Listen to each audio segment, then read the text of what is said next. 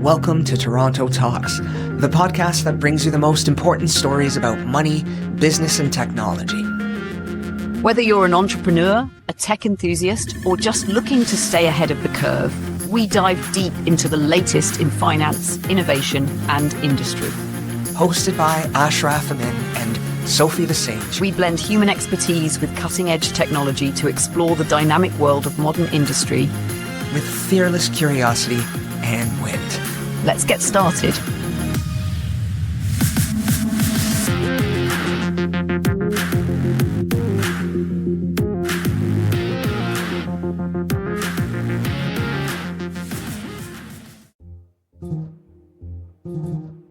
Every morning starts with a screen. Before we stretch, before the first sip of coffee, we glance at the glow that tells us what kind of day it's supposed to be. The feed already knows what we'll laugh at and what we'll rage at, which headline will tighten our chest just enough to keep us scrolling. It feels random, but it's choreography, a quiet hand arranging the rhythm of belief. Because algorithms don't just recommend, they remember. They study the way your eyes hesitate on a photograph, how long your thumb hovers over a name, which tone, sarcastic or sincere, keeps you engaged. Then they begin to mirror you so precisely that you forget it's a mirror at all. A 2025 Stanford audit found that across 5 major AI systems, users consistently perceived a lean toward one moral framing or another, depending on which dataset trained the model. Neutrality, it turns out, is never free. It has to be paid for with perspective. And yet, we treat those perspectives like weather. Something that just happens, something no one's really responsible for. We trust that the feed somehow knows balance as if truth were a setting you could toggle. But truth in 2025 doesn't arrive as a headline. It arrives ranked, filtered, and emotionally optimized. That's right. The Reuters Institute's 2025 digital news report showed global trust in media falling to its lowest point in a decade, barely 40% overall, and only 34% in Canada. 7% of adults worldwide, and nearly 15% of those under 25, now say they often get news from generative AI tools. But when the BBC and EBU audited 3,000 AI-generated answers across 14 languages, 81% contained factual or sourcing errors. So we have a new paradox: information abundance producing confidence scarcity. When the machine always sounds certain, humans stop knowing when to doubt. Which makes the everyday act of scrolling feel heavier than it should. Because somewhere between personalization and persuasion, the idea of shared reality starts to thin out. If my feed shows one version of the world and yours another, where do our conversations even meet?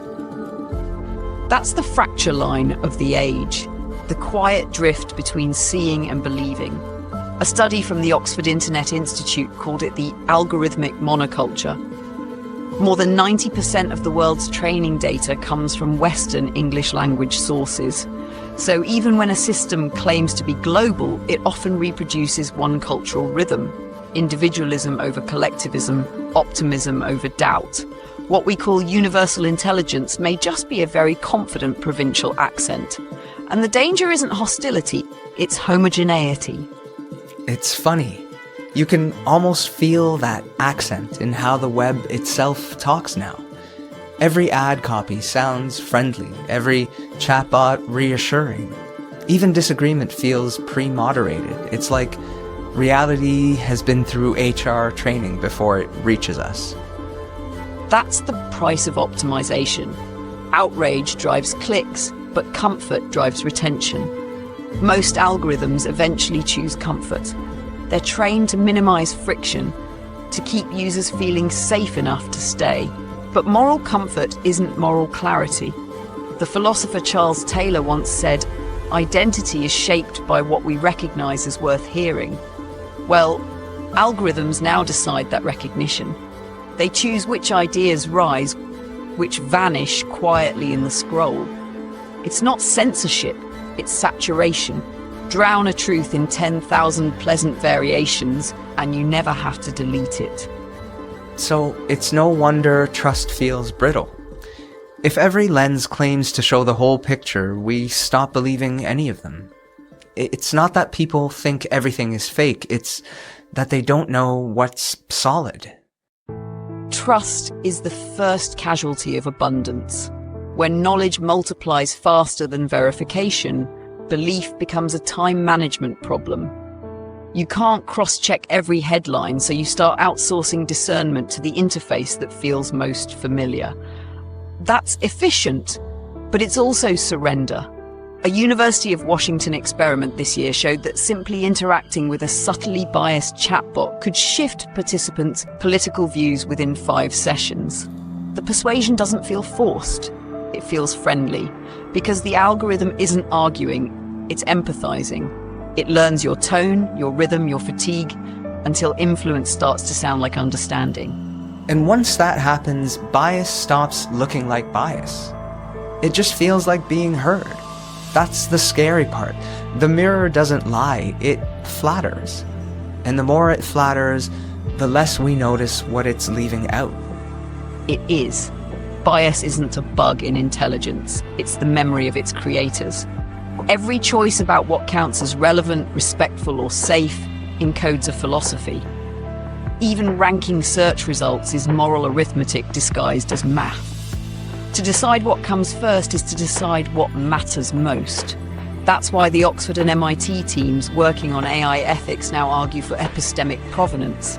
Systems that disclose not just data sources but values lineage, whose worldview trained the model, whose judgments shaped its notion of harm.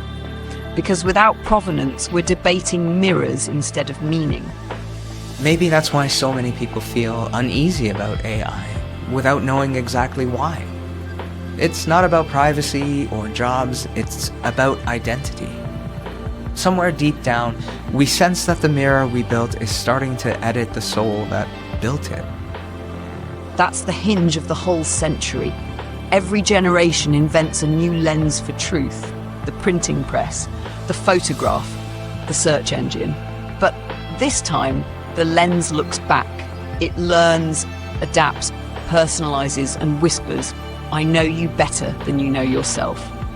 That's the promise and the peril of intelligence at scale. It can illuminate our blind spots or inherit them so perfectly that we forget they were ever ours.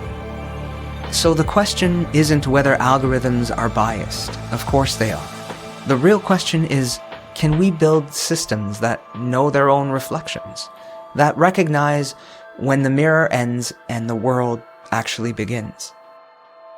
And that's where we'll go next, into the anatomy of bias itself. How machines learn prejudice the way children learn language, and why fixing the code without fixing the culture never works. Because before we can trust the algorithm, we have to understand the stories it's already telling about us.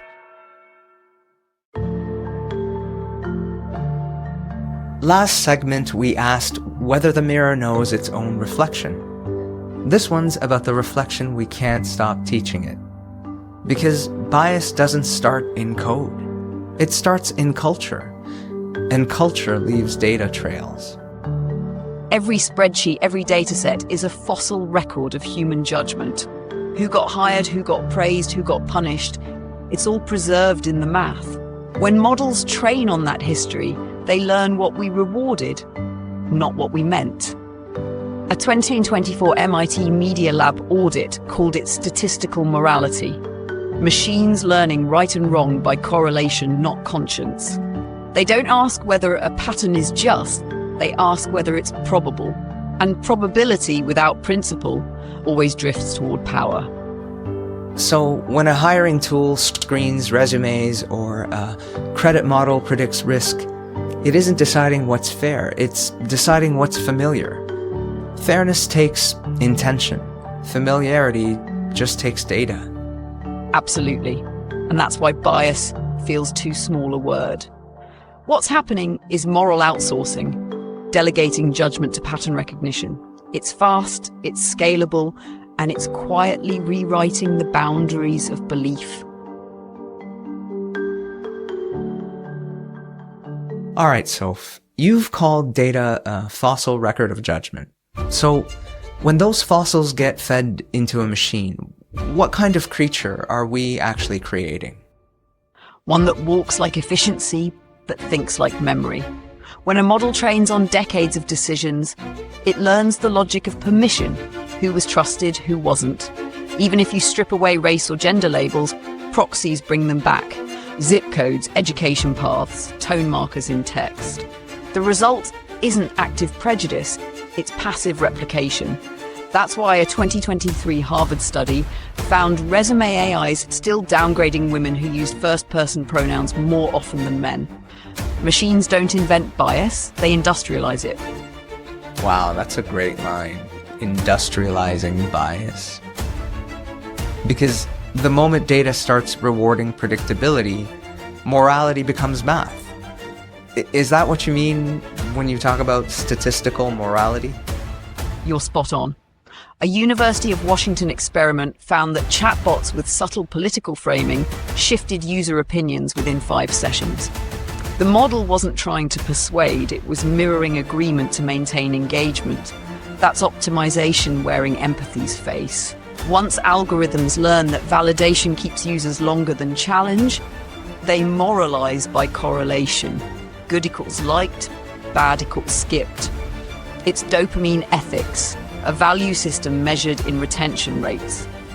And if most of those models learn in English from the same basin culturally, doesn't that make bias global, just exported at scale? That's the Oxford Internet Institute's warning. They call it the algorithmic monoculture. 90% of training data originates in Western contexts, carrying individualism and optimism as default virtues. When those assumptions get baked into translation engines or tutoring bots, the rest of the world gets algorithmic accent marks it never asked for. We once worried about cultural imperialism through film or fashion, now it travels through autocomplete. You'd think global scale would mean global accuracy, but it sounds like even the facts aren't consistent. They aren't. That BBC EBU audit of 3,000 AI-generated news answers found 81% contained factual or sourcing errors. Sometimes dates, sometimes attribution, sometimes subtle tone that changes a story's moral gravity. That's not misinformation, it's misconfidence. When systems sound certain but cite poorly, users mistake eloquence for evidence. And because errors arrive faster than corrections, the backlog of half-truths keeps growing. So let's bring that home. If Canadians are already skeptical of traditional media, how does this digital mirror land there? KPMG's 2025 survey put Canada near the bottom of G7 trust in AI information. Only 34% said they'd rely on machine-generated facts. But it also showed hope. People want oversight. 3/4 favoured public bias audits, and more than half supported adding algorithm literacy to high school curricula. That's the path forward. Not blind trust, but informed consent. If bias is inevitable, literacy becomes the new immunity. So maybe the challenge isn't eliminating bias, it's learning to live with it honestly. To stop pretending that math can baptize history, because when we treat probability as purity, we turn prejudice into policy by accident. Right. Bias is the memory of power. Transparency is the antidote to amnesia. We can't debug culture, but we can demand epistemic provenance, the receipts of reasoning behind every model's moral arithmetic. If we know who taught the machine what good looks like, we can decide whether to keep learning from it. And that's where we're headed next. To the front lines of that argument, where fairness becomes ideology and ideology becomes code. Because once machines start moralizing, every update becomes a sermon. Segment 3 is next. The culture wars in code. This episode of Toronto Talks is brought to you by Fitzrovia, the rental revolution redefining how Toronto lives. Known for its design-led communities and hospitality-inspired service, Fitzrovia is setting a new standard for modern rental living. Elm Ledbury brings that same refined experience to the heart of downtown, just minutes away from Toronto's financial district. It's a place built for balance. Designed for those who power the markets by day and seek harmony by night, Elm Ledbury is where luxury meets livability. Step into beautifully crafted suites, unwind in the Sky Lounge or share a meal downstairs at 10D. From rooftop pools to a full basketball court, every amenity restores comfort, community and calm to your routine. Discover more and explore Fitzrovia's communities at elmledbury.ca, where home meets hospitality.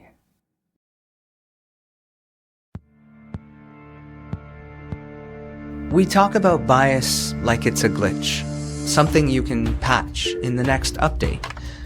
But what happens when the bias isn't an accident? It's a worldview. When the code doesn't just rank information, but starts to rank ideas.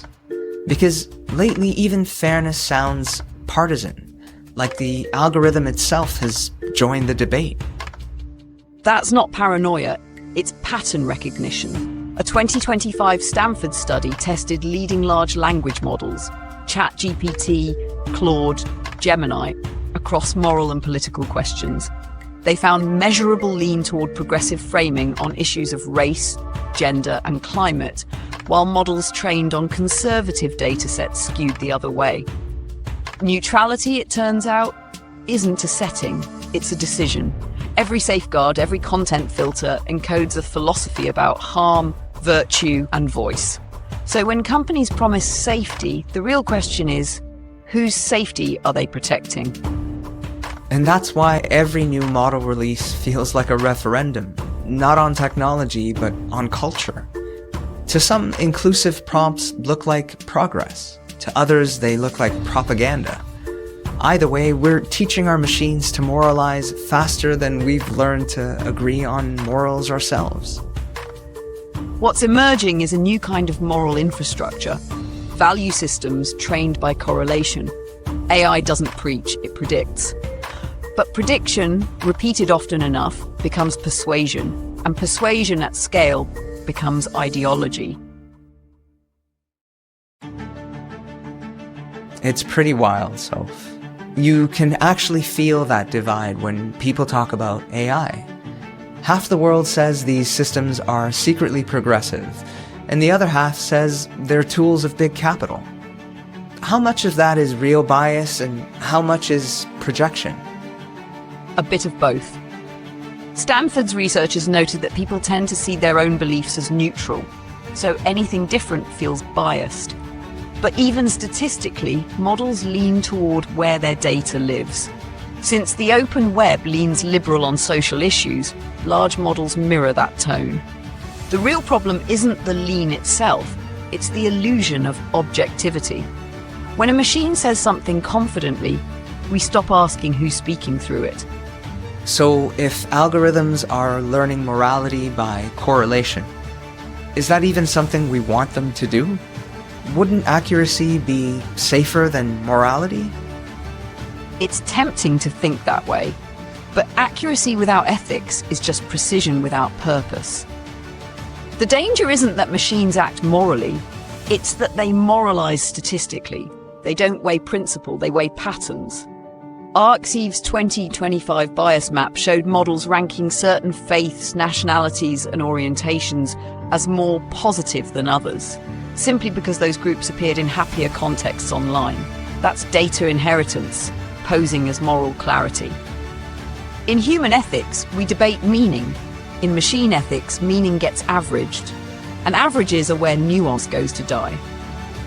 Yeah, and that makes me wonder about the companies behind all this. If neutrality depends on training data, then secrecy becomes power, right? Is the real fight here about access? Completely.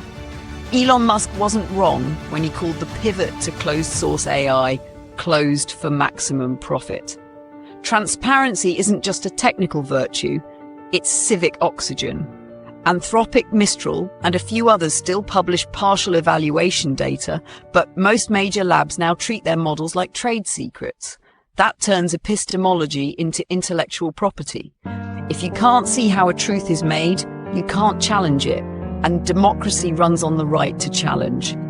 The Oxford Internet Institute warns of epistemic capture, a handful of private models shaping public reality through invisible defaults. Once truth becomes proprietary, every prompt is an act of faith. And trust seems to be the missing currency. KPMG found that only about a third of Canadians trust AI information, but 3/4 say they'd support new laws. So people aren't anti-tech per se, they're pro-accountability. The Oxford Internet Institute proposes democratic governance boards, independent panels that audit algorithms the way ombuds audit press ethics. Journalism already has a model. Editors correct mistakes publicly. Codes of ethics guide tone. AI needs its own newsroom discipline. Transparent corrections, public explanations, citizen representation. In Toronto, Vector and Mila are testing multi-stakeholder review panels for research datasets, a prototype for civic AI accountability. It's slow, yes, but so was democracy at first. So maybe what's really at stake isn't who builds the next big model. It's who gets to define what good means. Are we outsourcing moral education to machines? In a sense, yes. Every filter, every moderation rule, every prompt template is a miniature moral decision. The question is whether those decisions remain plural or become uniform. Pluralism is messy but democratic. Uniformity feels safe but sterile. If we want AI that reflects humanity, it has to include disagreement, the friction that keeps ethics alive. That's why philosophers talk about algorithmic pluralism, designing systems that show their biases instead of hiding them. When you see the bias, you can argue with it. When you don't, you end up arguing with each other. So maybe the question isn't whether AI has a bias, it's which bias we choose to live with. Because when every platform trains its own moral compass, truth starts to feel like a subscription service. And if neutrality has a price tag, whoever can pay it decides what's real. That's why the next frontier isn't code, it's conscience. Bias will never vanish, but accountability can. We need systems that remember they're servants of truth, not arbiters of it. That means transparency by design, contestability by default. If truth is going to be intelligent, it also has to be accountable. And maybe that accountability starts small. A visible audit, a disclosed source, a question asked before a share. Because every time we demand proof, we rebuild a little piece of public trust. And that's where we'll go next. To the people and institutions trying to make that trust measurable. The architects of algorithmic governance. Every revolution leaves paperwork. And right now, the paperwork of the algorithmic age is still blank. We have ethics statements, AI principles, corporate pledges, but not many receipts. It's easy to say, trust us. It's harder to prove why. That's because truth needs infrastructure, not intentions. You can't legislate honesty, you have to engineer it. The EU's AI Act is one blueprint. It requires AI-generated content and deepfakes to be labelled and forces high-risk systems to undergo transparency audits before release. UN and ITU frameworks now call for provenance by default, digital watermarks or metadata that travel with every image or sentence a machine creates. In Canada, our own IDA legislation is still on pause, but that means we get to learn from everyone else's mistakes. Trust isn't a document. It's a design habit. And design is where this whole story comes back to people. Because trust doesn't start with the law. It starts with a user asking, where did this come from? And getting an answer that doesn't require faith. Alright, Soph, let's start with the most visible guardrail, labeling. If the EU now requires AI content to be tagged, does that actually help or just add the fine print no one reads? It helps if the signal travels with the content. Article 50 of the AI Act demands disclosure at the point of impact, in the feed, not the footer. Combine that with watermarking from Adobe's content credentials or the Coalition for Content Provenance and Authenticity, C2PA, and you start to get a chain of custody for truth. Labeling isn't about warning people, it's about restoring context. When origin is visible, interpretation gets smarter. You mentioned audits. We see them in finance and safety testing, but for AI, what does that actually look like? Imagine a public dashboard that shows how often a model gets something wrong and in what direction. The BBC EBU audit already proved 81% of AI news answers had some error. So why hide that metric? If manufacturers publish emission ratings, AI firms can publish bias ratings. It won't erase error, but it normalizes accountability. Truth doesn't need to be perfect, it needs to be auditable. That word, auditable, feels like the new literacy. If most people can't read the systems running their own feeds, how do we expect them to trust or question them? Canadians see it the same way. KPMG Canada found only a third of Canadians trust AI information, but over 70% want AI literacy taught in schools. It's the perfect civic curriculum: how to spot synthetic text, trace a source, read a biased dashboard. Toronto libraries, community centres and universities could pilot this faster than Parliament can legislate it. Knowledge is a public utility now. We should treat it like one. Got it. So, we've talked about education and audits. What about oversight? Who keeps the watchers honest? The Oxford Internet Institute proposes democratic governance boards, independent panels that audit algorithms the way ombuds audit press ethics. Journalism already has a model. Editors correct mistakes publicly. Codes of ethics guide tone. AI needs its own newsroom discipline. Transparent corrections, public explanations, citizen representation. In Toronto, Vector and Mila are testing multi-stakeholder review panels for research datasets, a prototype for civic AI accountability. It's slow, yes, but so was democracy at first. Yeah, absolutely. Alright, so let's end at home. AIDA's been stuck for months. Is that failure or just pause worth using? Both. Ottawa's delay leaves Canada behind on paper, but ahead in possibility. We can build interim standards through provinces and regulators, privacy commissions, education ministries, energy boards. All of them already touch AI indirectly. Instead of one big law, imagine a federated trust network, shared auditing standards, open source evaluation tools, public reporting. Policy doesn't need to be perfect to be productive. Sometimes delay is a design sprint in disguise. So trust isn't something you feel, it's something you can check. Labeling, audits, literacy, oversight, they're not bureaucracy, they're scaffolding for belief. In this age, yes.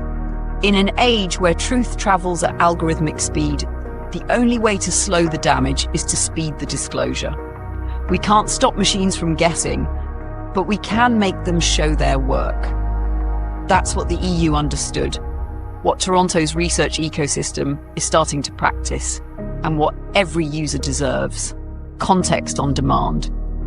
Because if we can see how truth is made, we can start believing in it again. Not blindly, but responsibly. And that's the bridge to our final chapter, where design meets dignity. How we can try to protect the digital commons without shrinking its freedom. This episode of Toronto Talks is brought to you by Conquest Distributors, your trusted source for shipping, packaging, and warehouse supplies. For nearly 20 years, they've helped Canadian businesses thrive with fast, reliable service and a commitment to integrity and efficiency. Getting the products you need when you need them has never been easier. Now, let's talk about something real. With the latest round of tariffs coming from south of the border, supporting Canadian manufacturers and supply vendors isn't just good for business, it's good for Canada. So why keep funneling money to US giants like Uline when you can get the same or better quality products right here at home? When you choose Conquest Distributors, you're not just getting top-tier packaging, shipping, and warehouse essentials at competitive prices. You're investing in local businesses, strengthening Canadian supply chains, and keeping economic power here at home where it belongs. With fast, reliable fulfillment, an easy-to-use online store, and a team that genuinely cares about your success, Conquest Distributors proves that Canadian businesses can compete and win on quality and service. And now, to make it even easier, Toronto Talks listeners get to enjoy 15% off their first online order with promo code TALK15. Head on over to conquestdistributors.ca and see for yourself. That's conquestdistributors.ca, your trusted business supply partners. Now, back to the show. Maybe the real issue isn't speed, it's altitude. We're rising into an information atmosphere we've never breathed before. Machines are writing, labeling, summarizing, translating, and soon most of what enters the public square won't originate in a human mind at all. The World Economic Forum expects machine-generated content to dominate global data by 2030, which means the question isn't what's true, but how truth survives scale. So the question isn't whether we can make smarter code. It's whether we can make wiser systems. Because wisdom is what happens when intelligence remembers its consequences. Exactly. And that begins with context memory, not just model memory. Every trustworthy system in history relied on a shared frame. Maps show north, clocks show time, ledgers show lineage. Digital reality needs the same scaffolding. Information that arrives with its origins attached, images with transparent histories, text that carries its transformation trail. Not to limit creativity, but to give every audience the oxygen of orientation. But here's the irony. Every time we demand transparency, we slow the profit loop. That's why real guardrails always meet resistance. Because accountability is expensive and amnesia is cheap. Cheap until the bill comes due. A reality built on untraceable content is like a city built on uninspected beams. Nothing collapses at first, then everything does at once. Transparency isn't a break, it's structural integrity. You can only lean on what you can see. And maybe that's where governments and companies can finally agree. The cost of disbelief is higher than the cost of disclosure. The UN's Global Digital Compact and the OECD's AI principles both point to the same solution. Public verification infrastructure, not censorship, not moderation. Verification, a shared backbone where provenance, consent, and context travel with every artifact, the way electricity travels through a grid. Call it a reality layer. Invisible, reliable, indispensable. It's a good idea, a trust ledger. Because every post, every prompt, every prediction adds a new entry, and the balance can't always be positive. So how do we stop this from becoming just another layer of bureaucracy? By making verification frictionless, like spell check or encryption. If it requires heavy lifting, it will fail. If it becomes ambient, it will feel natural. The goal isn't perfect accuracy, it's habitual clarity. A culture where certainty comes built in, not bolted on. That sounds almost utopian, but after the last few years, with deepfakes, disinformation, digital fatigue, utopia might just be maintenance. Keeping reality coherent might be the most ambitious project left. And coherence is worth the effort. Societies fall apart not when they disagree, but when they disagree about what happened. Secure the inputs and you restore the possibility of honest disagreement, the kind democracy depends on. The project isn't perfection, it's repair. Care as code. I love that. Because When you think about it, every safety measure we've ever invented started as empathy translated into design, right? Seatbelts were sympathy for crash victims, vaccines were solidarity made scientific. Maybe algorithmic guardrails are just compassion rendered computationally. Or maybe there's something older. Stewardship. We've always built tools that outlived us. Bridges, books, laws, and we built rituals to keep them trustworthy. Digital systems need their own rituals, regular audits, public standards, cultural habits that reward checking before sharing, not to control thought, but to protect connection. So in the end, the algorithm doesn't need a soul, it needs a conscience. And conscience is something we build together, line by line, law by law, habit by habit. It's not the ghost in the machine, it's the guardrail on the road. And the road leads somewhere fragile. Truth is no longer a given. It's a public good, and public goods survive only through care. Care in design, care in governance, care in how ordinary people choose to navigate their digital lives. Reality is a shared space now, and shared spaces need shared upkeep.